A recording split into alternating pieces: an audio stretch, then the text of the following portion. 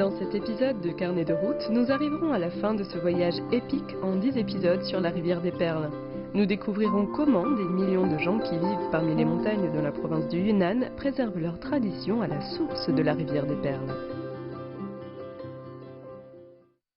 La rivière des Perles, avec ses affluents est, ouest et nord, forme un vaste système fluvial. C'est la troisième plus longue rivière de Chine et la deuxième plus importante en volume. Près de sa source se trouve la ville de Tuting et à proximité le district de Luoping.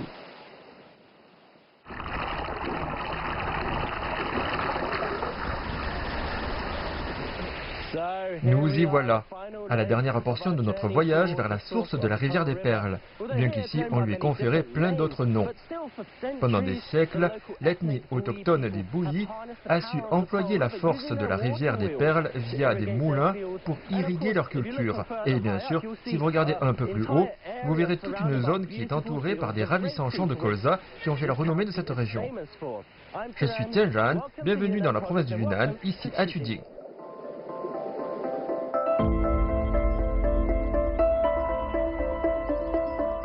Parmi les trois grands systèmes fluviaux de Chine, celui de la rivière des Perles est le seul dont la source est facile d'accès.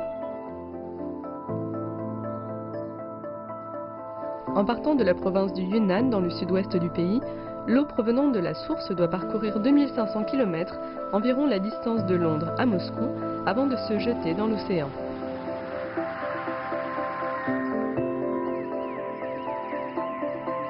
Ici, dans le district de Luoping, beaucoup des affluents de la rivière des Perles convergent pour former la rivière Nanpran, l'élément vital de l'économie locale.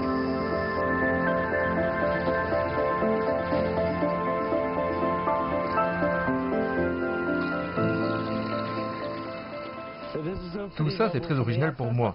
Au début, je pensais que c'était des étables, mais en fait, ce sont des pilons automatisés et des mortiers. Comme nous l'avons vu avec d'autres minorités ethniques qui vivent le long de la rivière des Perles, l'eau est de la plus haute importance pour les Bouyi, car ils vivent toujours à proximité. Elle leur permet non seulement d'irriguer leurs champs, leur culture, mais c'est aussi une source d'énergie si vous l'exploitez en utilisant des roues hydrauliques. Par exemple, ici, ils ont ces énormes marteaux qui se soulèvent et qui écrasent des choses comme du maïs ou encore qui enlèvent le son du riz. Vous avez juste à les balancer là-dedans, vous attendez que l'eau fasse tout le boulot pendant que vous vous reposez tranquillement, enfin, selon l'intensité du courant.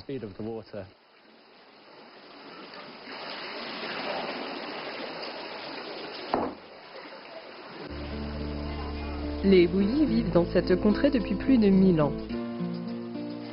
Pas étonnant qu'ils aient trouvé cet endroit idyllique, mais il présente aussi des avantages pratiques. Voici la rivière Duoyi, elle-même une branche de la rivière Nanpran qui irrigue une vallée fertile.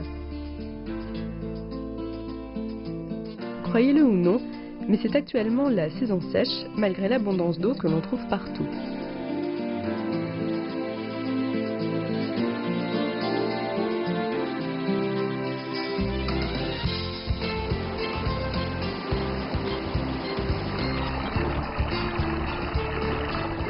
Et ils viennent tous de la rivière?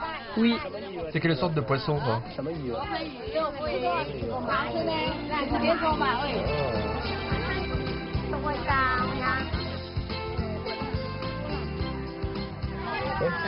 attention, c'est un peu chaud. Ah oui, c'est vraiment chaud.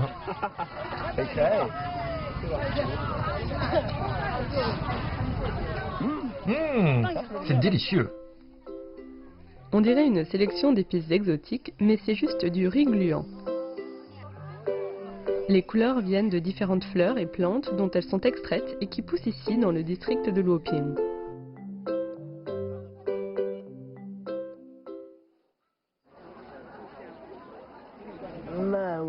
Mon Dieu, est-ce que vous voyez ça? Ça ne chôme pas. On s'est levé à 5h30 du matin pour filmer le lever du soleil alors qu'il faisait encore nuit. Je ne savais pas qu'il y aurait autant de photographes ici.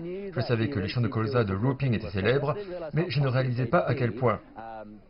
Malheureusement, il y a beaucoup de nuages aujourd'hui. Le soleil est déjà monté, mais nous n'avons pas eu le lever. C'est joli malgré tout.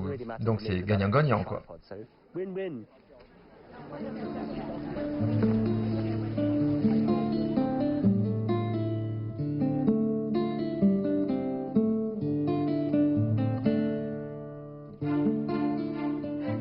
Les champs de colza ici s'étendent sur une superficie équivalente à Chicago.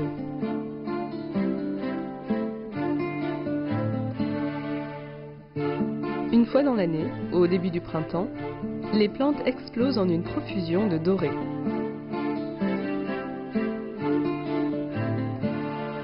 Et Luoping devient la toile de fond d'un festival international de fleurs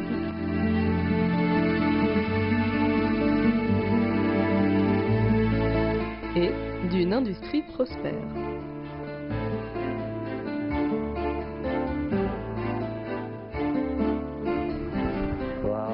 Ces champs ne sont-ils pas magnifiques? Mais ces fleurs de colza ne sont pas là que pour faire joli. Cette plante est la troisième plus grande source d'huile végétale au monde.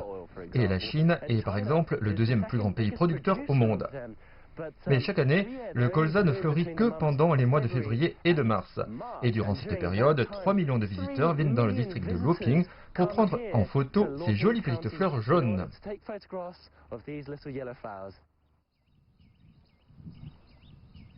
Les passionnés de photos ne sont pas les seules créatures à être attirées par les éclosions. Parmi eux, on compte des insectes qui sont relativement plus productifs. Bonjour. Est-ce que je peux entrer pour voir? C'est ici, c'est ça? Oui, prenez un chapeau. Ah, c'est ici, d'accord. C'était vraiment gentil de leur part. Nous avons, oui, je veux vraiment un de ces trucs. En fait, je ne sais pas si je suis allergique aux abeilles parce que je n'ai jamais été piqué. Mais ça, c'est pour le visage. Je m'en fiche si mes mains risquent d'être piquées parce que je peux les mettre dans ma poche. Mais je pense que vous devriez probablement mettre un chapeau, non? D'accord, vous êtes des caméramans courageux.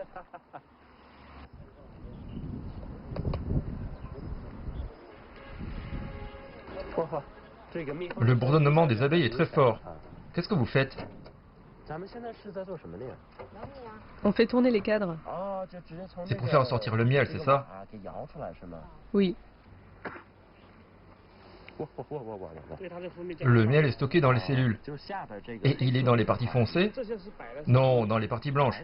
Et qu'est-ce qu'il y a dans les noires? Juste de la cire. Je dois retrancher les opercules de cire avant de pouvoir faire sortir le miel. Ah, je vois. Goûtez. Ah, merci. Oh, c'est encore chaud. C'est super bon. C'est très savoureux. C'est génial, c'est très sucré. C'est très bon, vraiment délicieux.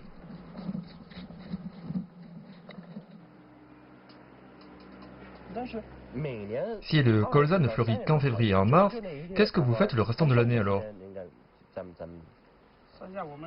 On est dans le Hunan ou le Hubei. Donc, comme les touristes, vous êtes ici seulement en février et en mars. Eh oui. Mais vous restez plus longtemps que les touristes, non? Oui, on reste là pendant un mois. Vous allez repartir quand? Très bientôt. La semaine prochaine, on va dans la province du Guangdong pour récolter du miel de litchi. Vous ne pouvez pas marcher 10 mètres sans rencontrer quelqu'un qui veut vous vendre du miel, mais c'est seulement un produit dérivé du colza. La vraie raison pour laquelle il est cultivé, c'est l'huile.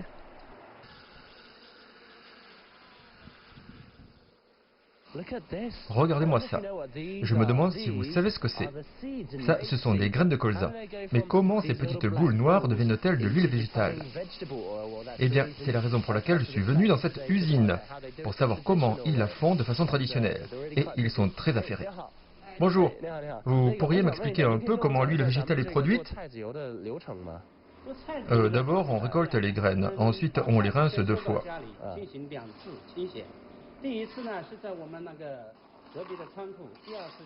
Ensuite, les graines sont torréfiées dans un wok géant. Chaque étape ici est réalisée à la main.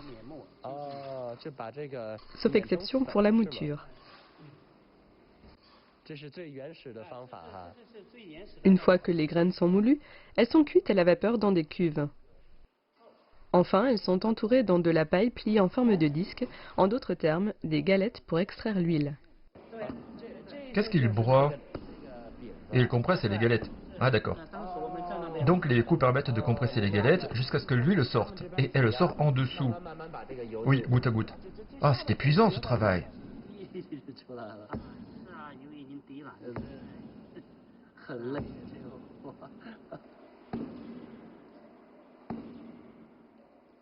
Je pense que cela va sans dire que la plupart des huiles végétales du monde sont produites dans des usines aujourd'hui. Nous avons vu à quel point c'est difficile de faire ça à la main. Mais alors, pourquoi des gens continuent à le faire? Voilà pourquoi, contrairement à l'acier mort et froid des machines, les Chinois pensent qu'il y a de la vie dans des choses telles que le bois, la paille, et lorsque vous faites quelque chose à la main, vous y ajoutez votre propre énergie. Et c'est pour ça que le goût n'a rien à voir. C'est bien meilleur.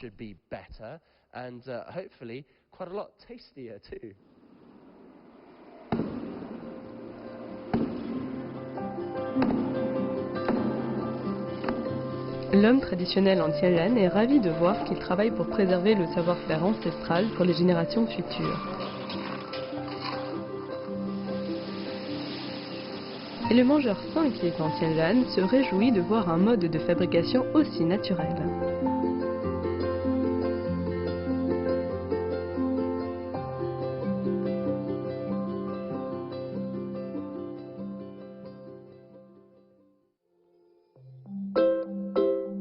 À suivre, Tianlan espionnera de ses yeux un des oiseaux les plus aimés de Chine. Et il apprendra comment un métal tout à fait ordinaire a apporté de grandes richesses à un petit village de montagne.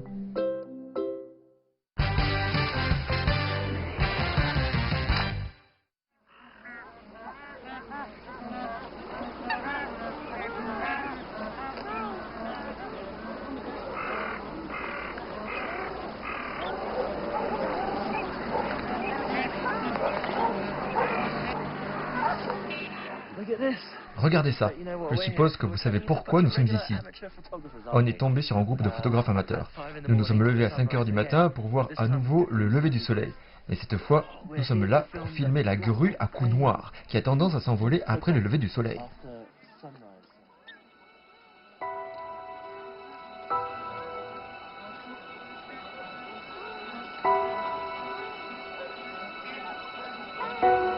Voici la grue à cou noir de la réserve naturelle du district de Huizhe.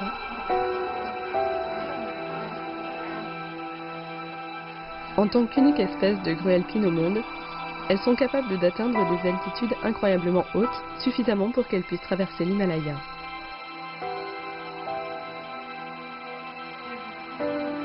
Les grues à cou noir sont vénérées dans la culture bouddhiste. Les Chinois les voient comme un symbole de fidélité. Elles vivent en couple et pendant la saison des amours, elles effectuent de jolies parades amoureuses.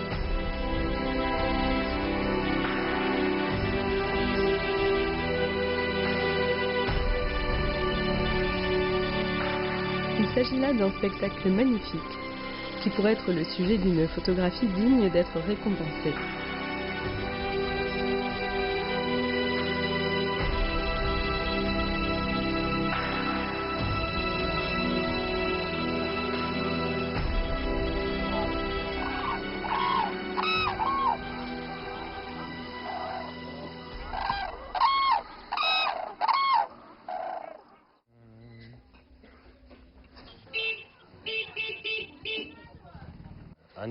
De la ciboule.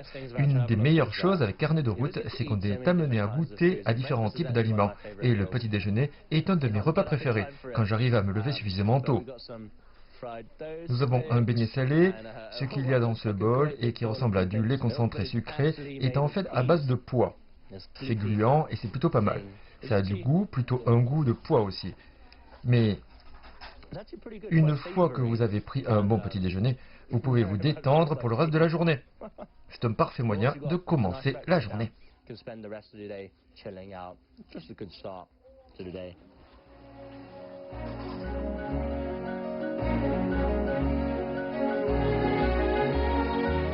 Huizhe est à des années-lumière de la paix et de la tranquillité de la réserve naturelle. Contrairement à d'autres anciennes villes restaurées qui peuvent avoir l'air toc, celle-ci fait authentique. Même le chaos ambiant est revitalisant. Les rues sont pleines de monde qui vaquent à leurs occupations et qui nous ramènent à une époque où Huizhe était une ville florissante grâce au cuivre.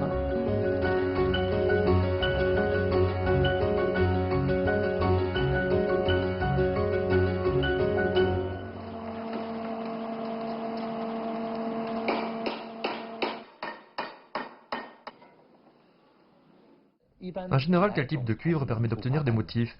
Il faut que le cuivre contienne de petites quantités de métaux précieux. J'ai utilisé du cuivre natif brut que j'immerge dans une solution chimique pour faire ressortir ce qu'on appelle des motifs profonds.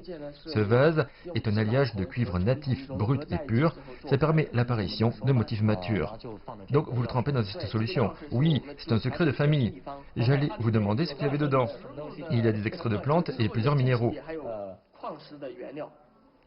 Mais vous n'allez pas me dire lesquels. Oh non, ça c'est un secret. C'est une tradition familiale qui remonte à quand? Je suis la 13e génération. Et chaque génération utilisait cette solution? Oui. Et chacune l'a améliorée un peu plus. Savez-vous quels motifs vont apparaître une fois trempés dans la solution? Non, ce sera la surprise. Ça dépend des minéraux qui sont contenus naturellement dans le cuivre. Je ne sais pas ce que ça donnera. C'est la roulette russe, quoi. Eh oui. D'ailleurs, on avait coutume de dire « parier sur le cuivre ». Je vais le tremper. Pourquoi est-ce que vous avez choisi l'artisanat du cuivre? C'est beaucoup de travail. J'ai décidé ça après l'université. Mon père est la 12e génération et il a été nationalement reconnu comme héritier de ce savoir-faire. Ça aurait été dommage de ne pas suivre ses traces.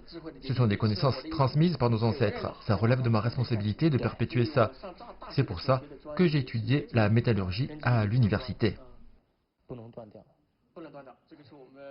Zhang Wei mélange habilement son intuition et des compétences héritées de ses aïeux avec l'approche méthodique des scientifiques modernes. Il prend le meilleur des deux mondes. Aucun doute que son travail est original. Chaque pièce est époustouflante. Et il n'y en a pas deux pareilles.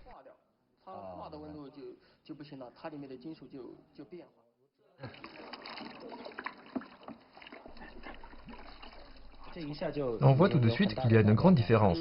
Les motifs qui apparaissent sont très complexes, on dirait. Oui, les cristaux sont apparus. Je n'ai aucun contrôle sur l'apparition des éclats d'or. C'est vraiment incroyablement délicat. Et je pense qu'une des choses les plus drôles en faisant ça, c'est que vous ne savez vraiment pas à quoi va ressembler le résultat final. Vous avez juste besoin de vous asseoir et de prier. On peut voir qu'il y a de l'expertise ici, mais c'est surtout le facteur chance qui joue.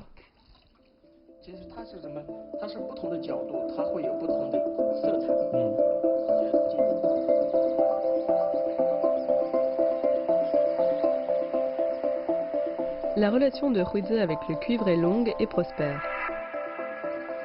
Pourtant, les chemins pavés et les maisons poussent à croire que cet endroit fut autrefois un des plus riches de Chine.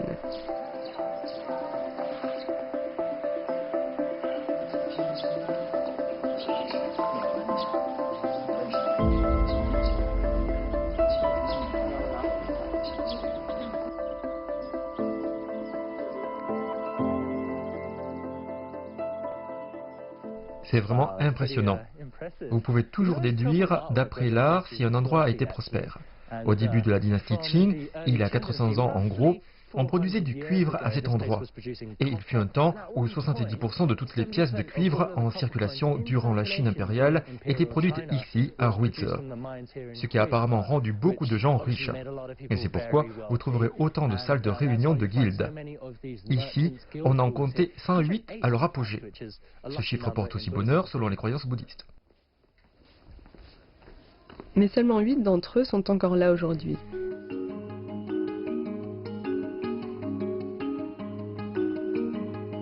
Le mieux préservé est la salle de réunion de la guilde du Jiangxi, qui arbore fièrement ce théâtre élégamment décoré.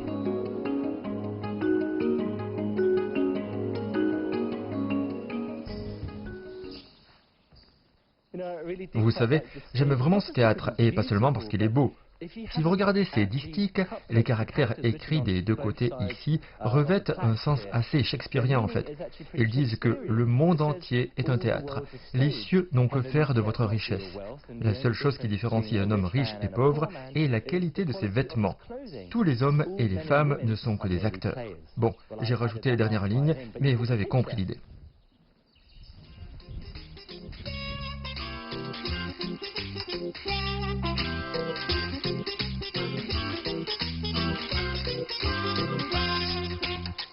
Ensuite, vous pourriez dire que la seule différence entre un homme riche et un homme pauvre est sa qualité de vie. Dans ce cas, même si Huize a perdu une partie de sa gloire d'antan, Ses habitants, encore aujourd'hui, s'en sortent bien.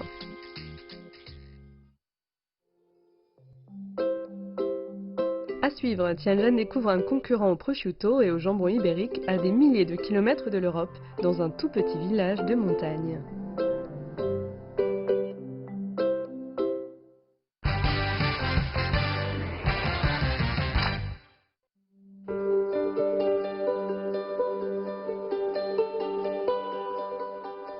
Nous continuons notre voyage vers la source de la rivière des Perles pour atteindre Xuanwei, là où se trouve le plus haut pont du monde.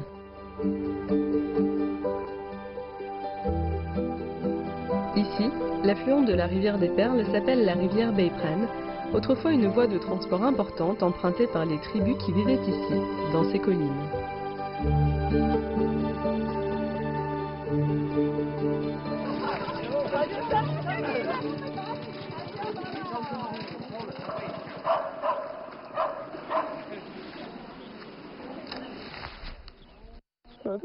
C'est très pittoresque, vous ne trouvez pas? Il faut rouler 2 heures à travers les montagnes pour arriver ici, au village de Pangjega, qui est principalement connu pour 2 choses, ses bâtiments en pierre et son jambon cru. Ce qui est génial pour moi, car vous savez, je suis un gros mangeur de viande.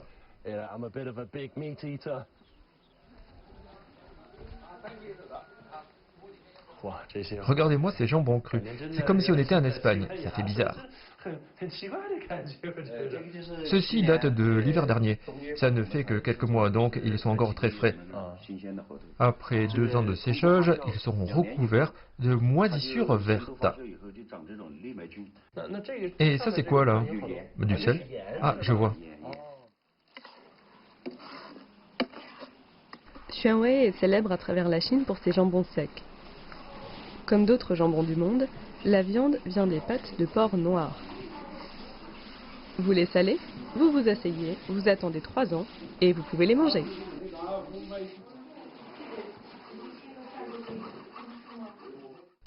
Moi, j'adore le jambon espagnol, mais je ne m'attendais pas à trouver du jambon ici dans le Yunnan. C'est une agréable surprise. Et pour les jambons qui ont séché moins de 3 ans, on les cuisine dans des soupes ou des ragoûts. On peut aussi les faire sauter.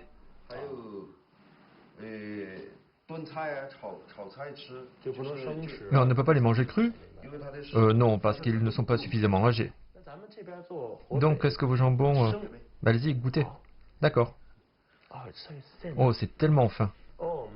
Mon Dieu, cette odeur. Oh. Oh. Oh oui. Oh oui, ce n'est pas pareil que le jambon ibérique, parce qu'ils auraient utilisé un couteau différent qui aurait fait des tranches plus fines. Là, c'est beaucoup plus juteux, un peu plus savoureux, mais le goût du jambon est bien là. C'est exactement le même. C'est génial. Ah, c'est super. Les jambons crus espagnols sont faits de façon industrielle, donc ils contrôlent beaucoup mieux la quantité de sel qu'ils utilisent. Nous, on les fait à la main et on les fait sécher naturellement, donc le goût est différent. Là, c'est des années d'expérience. Oui, et de façon traditionnelle. Et cette tradition remonte à quand? 300 ans. Oui, notre couteau n'est pas assez grand. Et c'est là que la taille compte vraiment. Oh ma parole. Regardez-moi ça. Regardez un peu cette couleur. Oh mon Dieu, c'est vraiment lourd. Regardez-moi la couleur de ce jambon sec. C'est magnifique, absolument magnifique. Je trouve que ce jambon était vraiment délicieux. J'ai mangé beaucoup de jambon espagnol, mais je trouve que le vôtre est bon aussi, voire meilleur. Mais vous n'êtes pas facile à trouver par contre. Ce jeune homme qui est avec nous, Xiaobai, est étudiant à l'université et s'est porté volontaire pour aider notre village. À travers les réseaux sociaux et Internet, on espère attirer plus de consommateurs ici. Vous êtes très moderne. On y travaille. On a même une application. Xiaobai, montre-lui. Ça, c'est le compte officiel de notre village sur l'application WeChat. En bas du menu, il y a 3 options. Et celle-ci s'appelle Élever en cochon. Voilà, c'est notre petite application. Et c'est très facile à utiliser. Nos clients peuvent télécharger cette application pour partager ou faire l'achat d'un cochon. On a installé des caméras dans toutes les porcheries pour que les clients puissent observer comment les cochons sont nourris et sont élevés. Vous voyez, comme ça, nos clients peuvent aller en ligne et voir comment leurs cochons sont élevés. Et puis, vous avez l'information sur le prix de nos jambons.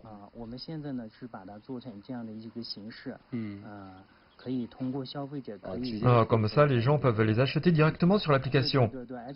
Oui, et il y a un QR code sur chaque boîte, donc vous avez juste besoin de commander en ligne. Vous n'avez pas non plus besoin de venir le chercher, on la livre chez vous. Ah, ça résout tout de suite les problèmes logistiques. Oui, c'est très pratique.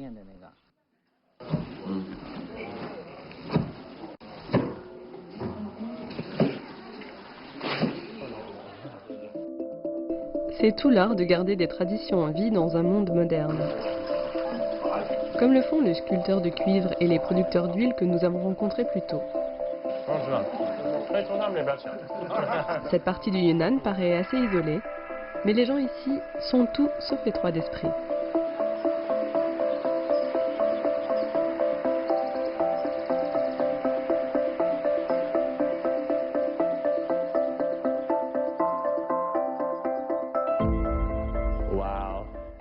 Eh bien, nous y voilà, la source de la rivière des Perles.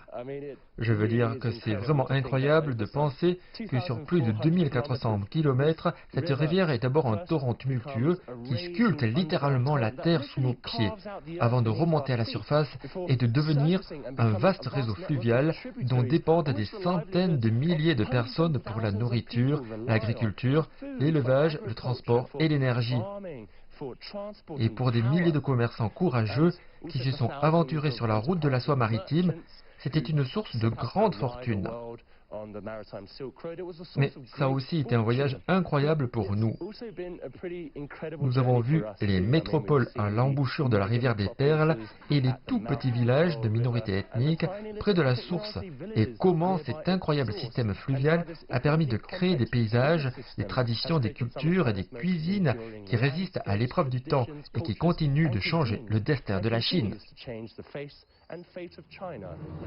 Et peut-être même du monde entier. Ce vaste système fluvial, avec son histoire, est connecté à la diaspora chinoise qui se compte en millions. Et avec ses villes modernes, sur la route de la soie maritime, il est connecté aux 4 coins du monde.